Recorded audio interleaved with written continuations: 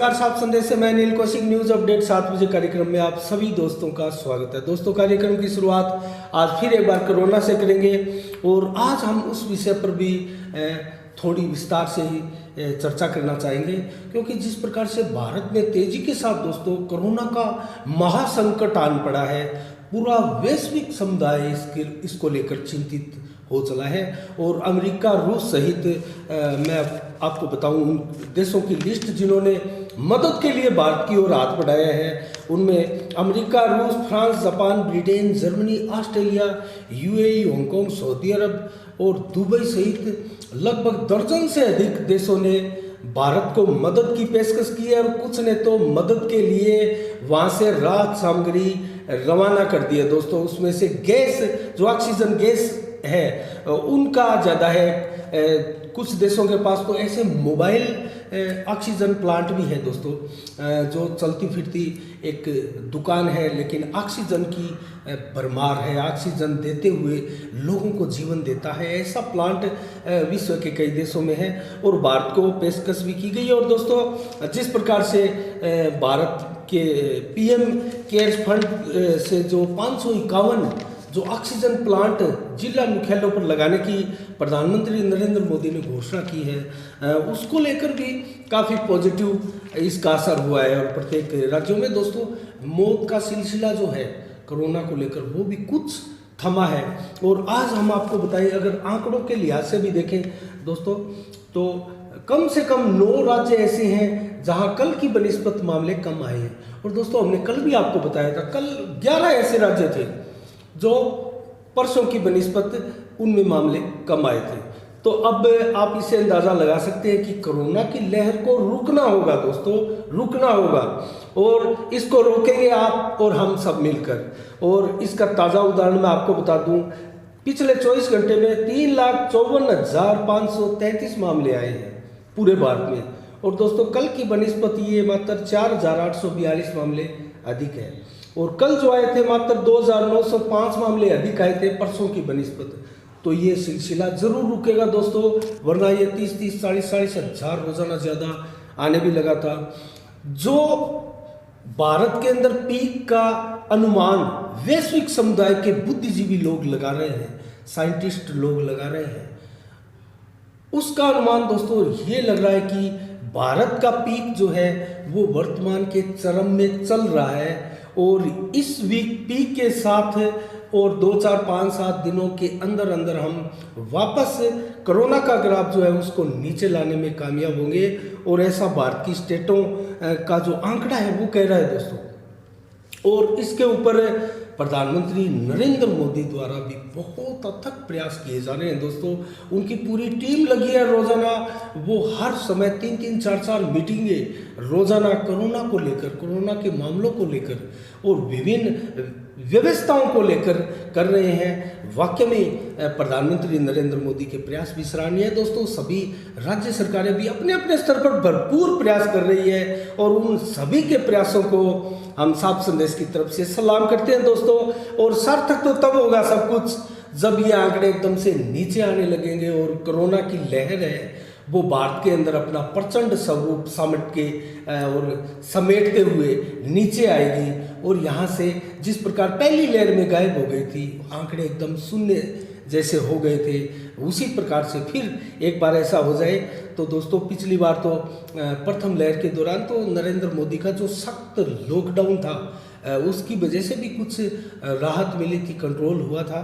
तो ऐसा ही कुछ डिसीजन संभवतः अगर मामला और ज़्यादा विकट परिस्थितियों में जाता है तो संभवतः ऐसे सख्त लॉकडाउन जो नरेंद्र मोदी ने प्रथम लहर के दौरान लिए थे, ऐसा भी सभी राज्यों से बागडोर अपने हाथ में लेकर लिया जा सकता है, किया जा सकता है। भारत के किसी भी नागरिक को इसके लिए डरने की आवश्यकता नहीं है दोस्तों। आवश्यकता है तो मास्क पहनने की, अपने आसपास लोगों को जागरूक करने की, सोशल डिस्टेंस बनाए रखने की और आराम से अपने घरों में रहने की दोस्तों। ये सख्त आवश्यकता है, किसी भीड़ का हिस्सा नहीं बनने की एहतियातन ज़रूरत है आज। तो दोस्तों, आंकड़ों के ऊपर नज़र डाली जाए आज तो आज भारत का आंकड़ा हमने आपको बताया 3,54,533 और 2806 लोगों की मौत हुई है दोस्तों। कल 2767 लोगों की मौत हुई थी। अब महाराष्ट्र से प्रारंभ करते हैं दोस्तों। महाराष्ट्र ऐसा राज्य है जहां आज फिर कोरोना की लहर जो है वो कल की बनिस्बत डाउन हुई है। 66,191 मामले महाराष्ट्र में आए हैं। कल की बनिस्बत 969 मामले कम आए हैं दोस्तों। 206 लोगों की मौत हुई है। और इसके बाद में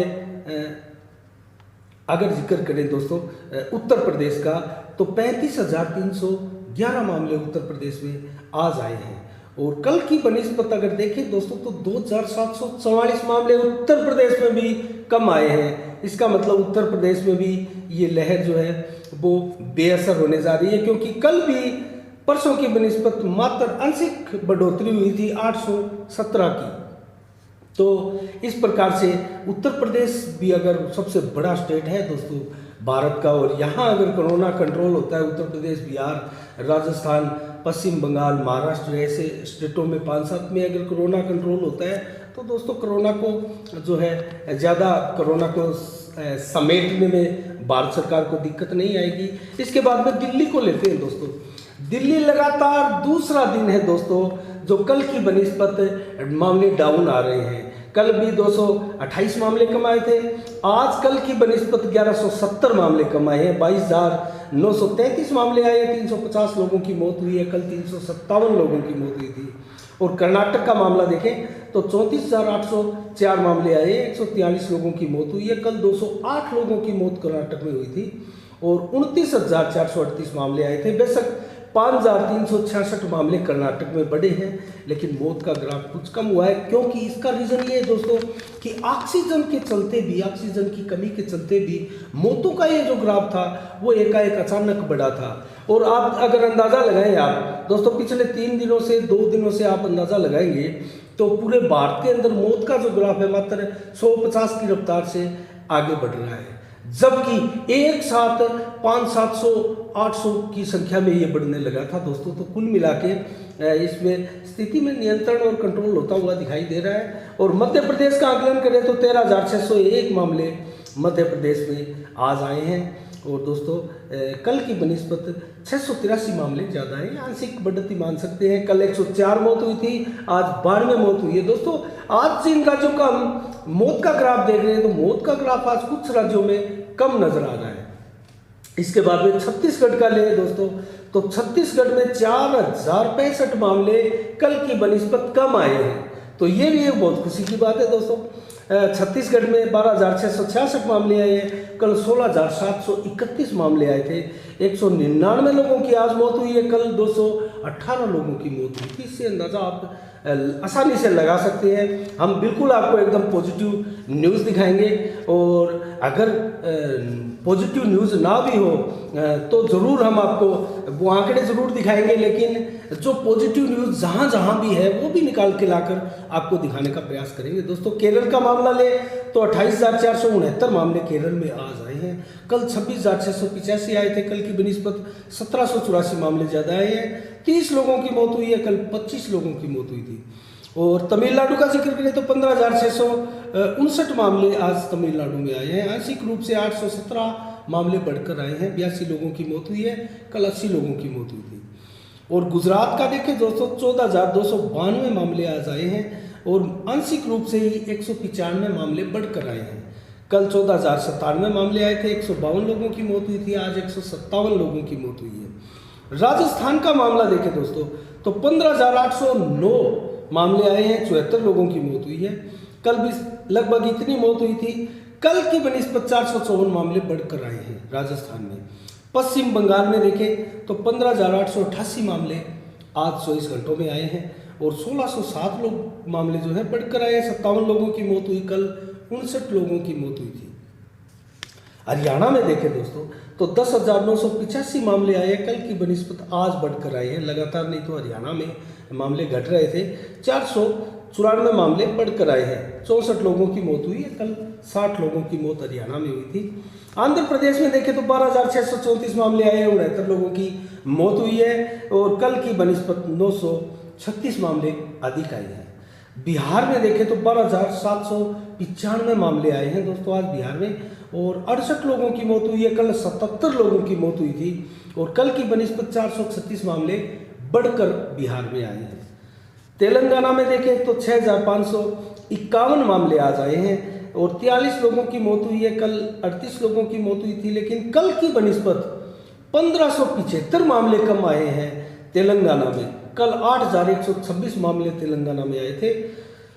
और दोस्तों उड़ीसा में देखें तो 6116 मामले आए हैं और उड़ीसा में भी 531 मामले कल की बनिस्बत घटकर आए हैं।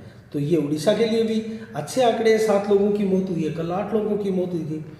झारखंड में देखें दोस्तों तो 5903 मामले आए हैं और 103 लोगों की मौत हुई है। कल की बनिस्बत ये आंकड़ा 751 का ज़्यादा है।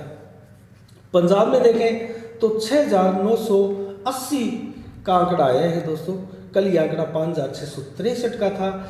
आज जो है 1317 मामले बढ़कर पंजाब में आए हैं। इसके अलावा आज अगर गोवा का देखें दोस्तों तो गोवा में 2293 का आंकड़ा है। 24 लोगों की मौत हुई है, कल 17 की हुई थी। 753 मामले गोवा में बढ़कर आए हैं। हिमाचल प्रदेश का देखें दोस्तों तो कल की बनिस्बत 710 मामले कम आए हैं, घटकर आए हैं। 1363 मामले आए हैं, कल 2073 मामले हिमाचल प्रदेश से आए थे और आज 32 लोगों की मौत हुई है, कल 24 लोगों की मौत हुई थी। उत्तराखंड में देखें दोस्तों तो 4368 मामले आए हैं, कल 5084 मामले आए थे। 716 मामले कल की बनिस्बत घटकर आए हैं और 44 लोगों की मौत हुई है। दोस्तों मौत का आंकड़ा उत्तराखंड में बढ़ा है अचानक। जम्मू कश्मीर का देखें दोस्तों तो 2381 मामले आ चुके हैं, 21 लोगों की मौत हुई है, कल 15 लोगों की मौत हुई थी। 2030 मामले आए थे, 351 मामले बढ़कर आए हैं। असम में देखें तो असम में 1844 मामले आए हैं, कल 2236 मामले आए थे। कल की बनिस्बत 392 मामले कम आए हैं दोस्तों और 14 लोगों की मौत हुई है, कल भी 14 लोगों की मौत हुई। तो इस प्रकार से पूरे देश के तमाम राज्यों का जो आकलन हमने बताया दोस्तों, उससे आप एक अंदाजा आसानी से लगा सकते हैं। आज इस प्रकार से मौतों का ग्राफ प्रत्येक राज्यों में कल की बनिस्बत और परसों की बनिस्बत कुछ कम, कुछ हद तक कंट्रोल नजर आया। तो इस प्रकार से अगर लॉकडाउन की प्रक्रिया को थोड़ा सख्ताई के साथ अगर स्टेट दर स्टेट राज्यों की सरकारें लागू करती रहे तो दोस्तों इसमें सुधार आना अवश्य भावी है। और जिस प्रकार से राजस्थान में कल से थोड़ी सख्ताई हुई है, हमने बाजार का भी दिखाया था। आज भी एक सुबह हमने एक वीडियो अलग से डाला हुआ है, आप लोगों ने देखा भी होगा, जो 11:15 बजे प्रशासन निकला था। और एक भ्रम की स्थिति क्यों बार बार राजस्थान से आ रही है, ये राजस्थान सरकार को सोचने वाली बात है दोस्तों। जिस प्रकार से 23 तारीख को एक गाइडलाइन जारी हुई, इस गाइडलाइन को पूरे राजस्थान भर में मीडिया में भी प्रचारित किया गया और प्रशासन द्वारा भी उस गाइडलाइन को फॉलो किया गया, लागू किया गया। तो दोस्तों उस गाइडलाइन को सभी मीडिया की अखबारों में भी आई, सभी प्रिंट टीवी चैनलों में भी हमने देखा। हमने भी उस गाइडलाइन को आपको विस्तार से बताया था। लेकिन दोस्तों कल शाम को एक आदेश आया कि सब्जी की जो रेडी है वो शाम तक लगेगी। इस प्रकार के विरोधाभास वाले आदेश क्यों जारी हो रहे हैं, इसके ऊपर सरकार को एक सख्त डिसीजन रखना पड़ेगा दोस्तों। वरना जिस प्रकार से आज 11:15 बजे प्रशासन यहाँ भादरा का मैं जिक्र करूँ तो भादरा का प्रशासन 11:15 बजे निकला। क्यों? जब 11 बजे का आदेश है तो आप 11 बजे निकलिए और 11 बजे के बाद में जो है सब कुछ आप बंद कराइए। और 11 बजे क्यों, आप सुबह भी निकलिए। आप देखिए जिस प्रकार से आवश्यक सेवाओं वाले संस्थान, प्रतिष्ठान, व्यापारिक प्रतिष्ठान खुलने थे वो खुले या नहीं खुले, और जो अनावश्यक है वो भी खुले हैं क्या, उनको बंद करवाइए। तो इस प्रकार से आप अपने कार्य की इतिश्री समय के हिसाब से क्यों करने लगे हैं, ये एक गलत चीज़ है। और मैं तो भादरा के प्रशासन को इसके लिए लापरवाह और जिम्मेदार कहूँगा, क्योंकि जिस प्रकार से 11:15 बजे आप निकलते हो, 11 बजे का गाइडलाइन का राजस्थान का गाइडलाइन है, राजस्थान में 11 बजे सब कुछ बंद होने की एकदम स्पष्ट गाइडलाइन है। तो आप 11:15 बजे क्यों निकल रहे हो और 11:15 बजे तक आप देख रहे हो कि आपको बंद करवाना पड़ रहा है, रेडी ठेले वालों को बोलना पड़ रहा है। तो फिर किस प्रकार की आप सख्ताई कर रहे हो, किस प्रकार से आप लॉकडाउन का पालन करवाने में कामयाब हो रहे हो, ये आपको सोचना है, स्थानीय प्रशासन को। सरकारों ने गाइडलाइन बना दी और सरकार भी इसके लिए ध्यान रखे कि बार बार जो बीच बीच में आदेश आते हैं, एक बार पूरे विशेषज्ञों के साथ, मंथन के साथ गाइडलाइन दे दी जाए। उसके बाद में समय अनुसार उसमें परिवर्तन करना अच्छी बात है, लेकिन किसी चीज़ को खोलना, दोस्तों मैं याद दिलाना चाहूँगा आपको, जिस प्रकार से नरेंद्र मोदी ने लगातार बंद किया था, लॉकडाउन किया था, उसके बाद में मामले किस प्रकार से घटे थे। एक चैन जो था कोरोना का, वो चैन बिल्कुल टूट गया था। लेकिन जिस प्रकार से विरोधाभास वाले ये डिसीजन बीच बीच में आ रहे हैं, भ्रम की स्थिति उत्पन्न करने वाले, एक बार तो 11 बजे तक सभी कुछ बंद, उसके बाद में रेडी ठेले वालों को, सब्जी वालों को जो है 5 बजे तक की छूट। तो इस प्रकार से आप कैसे कोरोना की चैन को तोड़ पाओगे, ये इसमें साइंस है।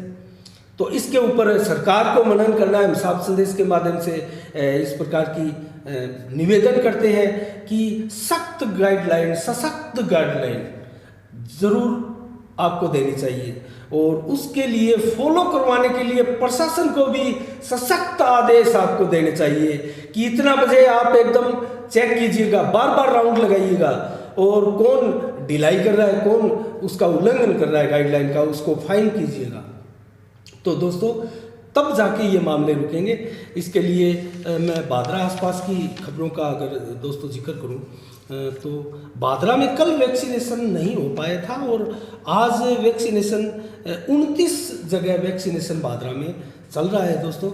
और कल मैं एक जानकारी दे दूं आपको, भादरा में कल जो 25 तारीख को लिस्ट आई थी सैंपल की जांच की जो भेजी हुई थी, उसमें 52 पॉजिटिव दोस्तों भादरा में फिर आए हैं। 52 पॉजिटिव आए हैं और नेगेटिव होने वालों की तादाद भी दोस्तों 36 थी। कल 36 लोग नेगेटिव हो चुके थे। जो पॉजिटिव रिपोर्ट पहले उनकी आई हुई थी, उनकी रिपोर्टें नेगेटिव आ गई। ये हमारे लिए अच्छी बात है दोस्तों। और कुल जिस प्रकार से 340 मामले भादरा में कुल थे, वो अब लगभग इसमें से 10-12 आप और जोड़ लीजिए, 350 से कहीं अधिक का एक्टिव केस का मामला भादरा में आधिकारिक रूप से बनता है दोस्तों। तो कुल मिला के इसमें भी सुधार आएगा।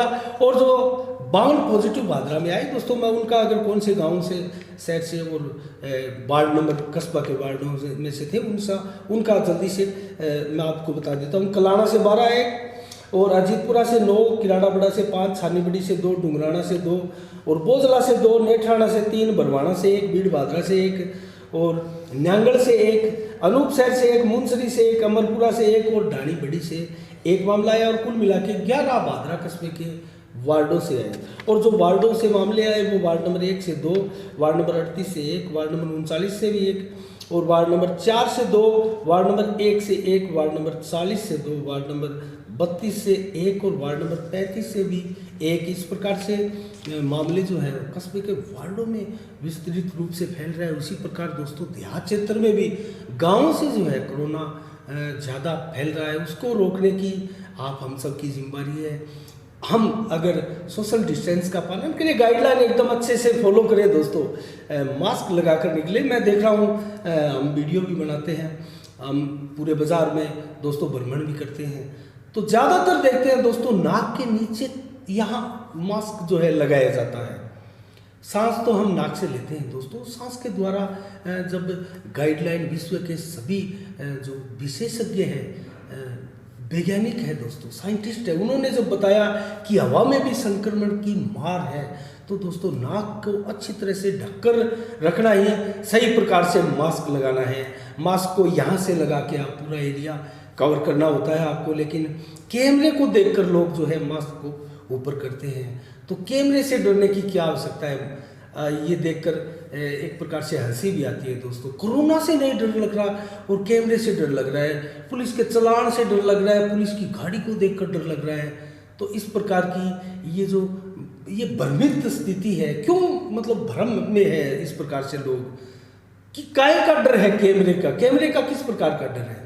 क्या कैमरे में आप आ जाओगे तो सबको पता लग जाएगा कि आप किस प्रकार से लापरवाही कर रहे हो? इसी प्रकार का डर है। अरे किसी अगर कोरोना की चपेट में आ गए तो इस दूसरी लहर में जिस प्रकार से मौतों का ग्राफ ज़्यादा हो रहा है, कहीं ना कहीं काम आपका निकल जाएगा। तो मैं तो ये कहना चाहूँगा कि दोस्तों ज़्यादा से ज़्यादा लापरवाही ना करते हुए सतर्कता बरतें और इसके अलावा आसपास की खबरों का ही जिक्र करें दोस्तों, तो पीएम केयर फंड से जिस प्रकार से 551 ऑक्सीजन के प्लांट लगाने की जो प्रधानमंत्री नरेंद्र मोदी ने घोषणा की है दोस्तों, अगर राज्यों का हम देखें तो केजरीवाल ने जिस प्रकार से पहले एक दावे किए थे अपनी चिकित्सा व्यवस्था को लेकर, तो उसके अंदर भी एक खबर निकल कर आई है कि भी 8 प्लांट ऑक्सीजन के लगाने के लिए दिल्ली की सरकार को जो है पीएम केयर फंड से फंड दिया गया। तो उनमें से मात्र एक जो ऑक्सीजन प्लांट है वो दिल्ली में लग पाए, तो ऐसी लापरवाही भी राज्य कर रहे हैं। वहीं उत्तर प्रदेश की सरकार का मैं आपको बताऊं तो 46 नए ऑक्सीजन प्लांट लगाने की घोषणा आज योगी जी ने की। तो ये इस प्रकार के एग्जाम्पल स्टेटों को भी एक तरीके से पेश करने होंगे ताकि, और दोस्तों मैं आपको शेष आंकड़े अगर बताऊं तो वैक्सीनेशन का हाल बताऊं पूरे देश का, तो 14,19,11,223 वैक्सीनेशन पिछले 24 घंटे तक पूरे भारत में हो चुका है। 14 करोड़ का आंकड़ा भारत ने छुआ है, एक बहुत ही अच्छी बात है। और दोस्तों बंगाल में भी 7वें चरण का चुनाव जो आज संपन्न हुआ है, अब मात्र एक चरण का चुनाव बाकी है। 2 मई को मतगणना होगी, 500 स्टेटों के राज्यों के चुनाव परिणाम भी आएंगे और उपचुनाव भी जहाँ जहाँ हुए उनके परिणाम भी एक साथ में आएंगे।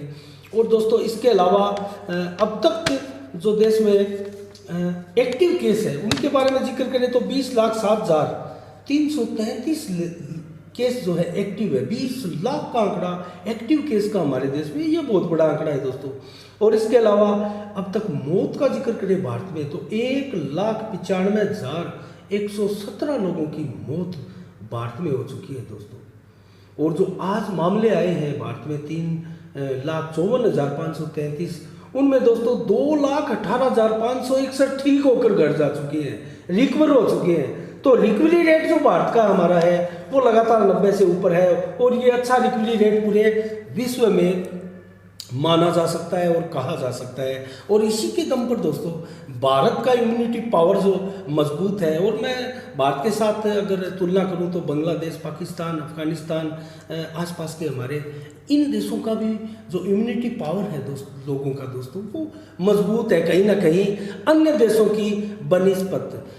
तो इसीलिए दोस्तों यहाँ रिकवरी रेट जो है भारत में काफ़ी अच्छा है। और इस रिकवरी रेट के दम पर ही भारत में जो है लोग जितने संक्रमित हो रहे हैं तेज़ी के साथ, उस तेज़ी के साथ रिकवर भी हो जाते हैं, क्योंकि हमारे हर घर के किचन में दोस्तों ऐसी सामग्रियां मौजूद है जो इम्यूनिटी पावर को बढ़ाती है। और इस प्रकार से बहुत से टीवी चैनलों पर ऐसी जानकारियां भी आती है दोस्तों। प्रत्येक गृहिणी के किचन में ऐसी सामग्रियां मौजूद है जहां से कोरोना की मार को कम किया जा सकता है और कोरोना की संभावना को कम किया जा सकता है।